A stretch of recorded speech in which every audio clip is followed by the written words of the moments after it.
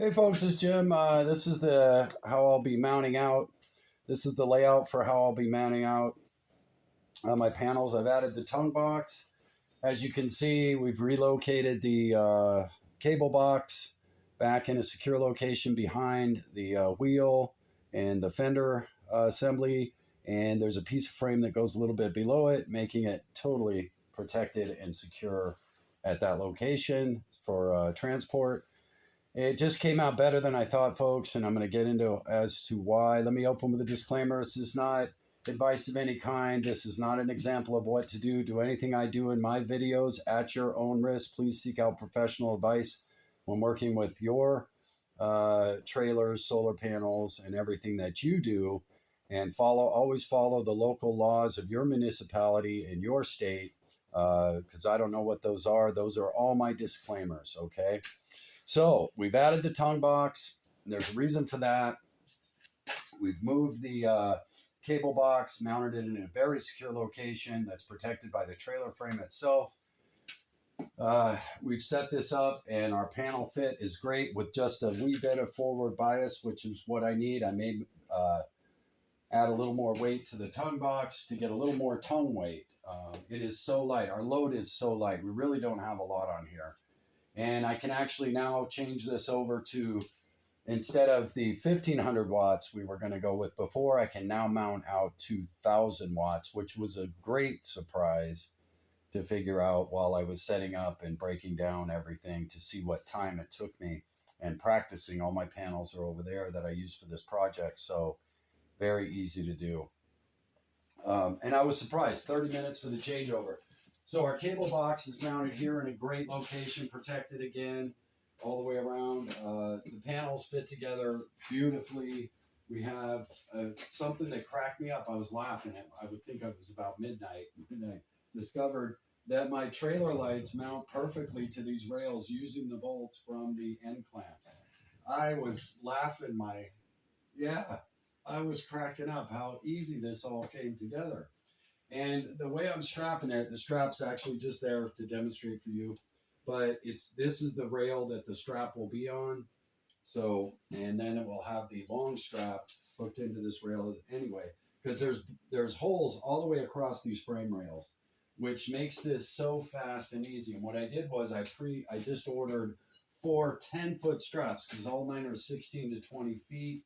That leaves tails, all that, and I just didn't need all that. So I ordered 4 specifically for my solar panel man-out trailer.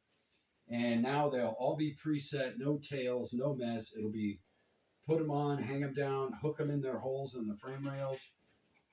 On this case, it's here. And ratchet 3 times is all I'm going to do. So we'll have strap here, and then we will have strap here. And the reason why is we're going to have another strap on the Renogees. And then let me show you something that just made me laugh too. This was another laughter moment, how well this came together. E-bike padding. You guys know how sticky this stuff is, right? When you put pressure on it, it'll move freely, no pressure. Pressure, not moving. You know what I mean? So I'm using the e-bike padding I'm going to have one piece here, then turn them this direction, have another piece here, another piece there. Locks the whole stack together. I will have 1 ratchet strap, 2 ratchet straps, and 3, 1 just for the Renogees. Everything has a hole to hook into, makes the ratcheting so fast. And if I preset the straps, remarkably ridiculous. And then, so since I have a little space between the tongue box here, I can get the long strap in there, bring it around, and it will hook right in. So it's not just that we're ratchet strapping pressure down. We're pulling all the way around the panel because they're sitting on the frame rails where we're hooking into. So we're going across, round, and in, locking this stuff together beautifully. Blew my mind how well all of this is coming together. I am super ecstatic with this project because now I can take as much solar as I want to camp, set up in 30 minutes, break down in 30 minutes, come home, all of that. I don't have to leave a solar system up there. We're about to go into a time where people are going to start stealing, right? We're heading into a recession, and thievery just skyrockets during those periods, right? So I'm glad this is something I've been wanting to do, you know? So I'm set now for whatever I want, you know, and I'm so happy. And we can go from 1500 watts to 2000 watts now. So even better, right? And the load is so light, I had to forward bias a little bit. The Renogy's just aren't heavy enough to offset all the weight, because the axle's right here, the center of this panel is here, so it's not far enough back. But I like the security of the load, and it worked out perfect. And then it's given me a little forward bias that I need for that tongue weight, because our load is so light to begin with. Okay, so I needed some tongue weight, and let me put in there, please, when you load your trailer, you do anything, you do it at your own risk, and please get advice, because there's more to just throwing crap on a trailer, isn't there, folks? Okay, so that's why I worked with the setup to make sure that I had the bias that I wanted for this trailer.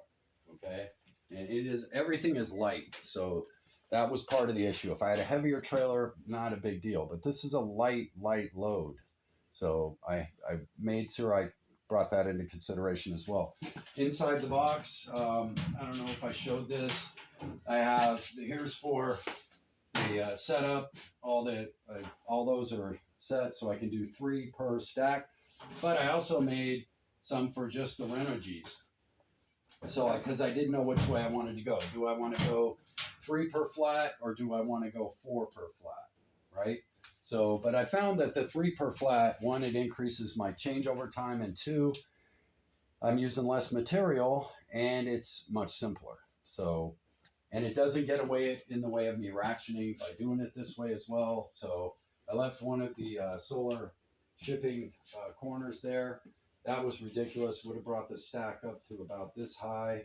By doing it this way, I've kept the stack within the rails, and that was absolutely excellent. So yeah, folks, it's working out better than I thought. Just incredible.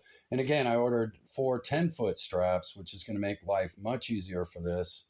And they will stay in the box, and they will be preset. So it will be bang, bang, bang, bang. So fast.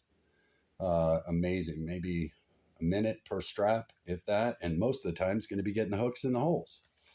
So I'm going to have to do 3 ratchets per strap to get it locked in, because the holes are in perfect locations for everything.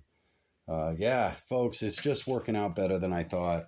I am so happy with this setup. And the changeover was much faster than I thought it would be, 30 minutes. And if I had 2 people, that could be 15 easy, maybe faster. Anyway, I hope you're all doing well. Isn't that a nice looking setup, though? I just like the way it looks and the way it came out. It's just all symmetrical. The bias is perfect for the load, because it's such a light load. But yeah, anyway, there you go. And the tongue box, everything, it's just all came together very well.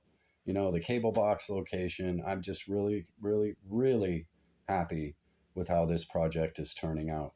Anyway, I got to get going. Sun's working out there. Jim out.